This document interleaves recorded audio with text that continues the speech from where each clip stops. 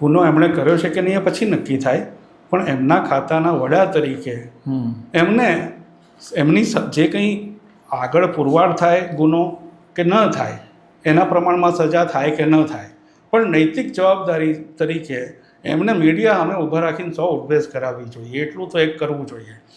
Cockroach જનતા party જે લોકો છે એ લોકો અમને રાજીનામાની માગણી કરે છે. ભાજપની બીજી કમાલ એ છે કે કોઈ પણ મોટો ધબડકો થાય એટલે પછી જોરદાર ટીકા થાય, એટલે પછી આ બધા સંત થઈ જાય. પહેલી તકે ગલીચ કક્ષાની ગાળાગાળીમાં ઉતરી જનારી આ પ્રજાતિ એમની નીચે રેલો આવે એટલે સંત થઈ જાય અને ઠાવકા થઈને આપણને કે આને પોલિટિસાઇઝ ના કરો. તો એમનું ચાલે તો એમ પણ કે તમે યાર પોલિટિક્સની વાતને પોલિટિસાઇઝ ના કરો. ભાઈ ખાતાનો મંત્રી છે, એના ખાતામાં આવું થાય છે, એમાં એનું રાજીનામું માગે છે, તેમાં પોલિટિસાઇઝ ક્યાં થયું? સાદી જવાબદારીની વાત છે. તમે કહેતા હો કે બધું અધિકારીઓ જ કરે છે તો મંત્રીની જરૂર શું છે?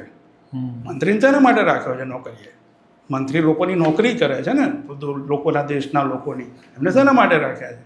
તો પોલિટિસાઇઝ મંત્રીની ટીકા કરવી એ પોલિટિસાઇઝ કરવું નથી. અને તમારા રાજમાં ધબડકાની સિરીઝ થાય છે, આટલા બધા વિદ્યાર્થીઓ વેઠે છે, એની સામે કોઈક ટીકા કરે છે, કોઈક બહાર લાવે છે. પેલો છોકરો બિચારો એણે કીધું કે મારી આ પ્રશ્ન છે માર્કશીટનો, તો કે આ તો પાકિસ્તાની છે.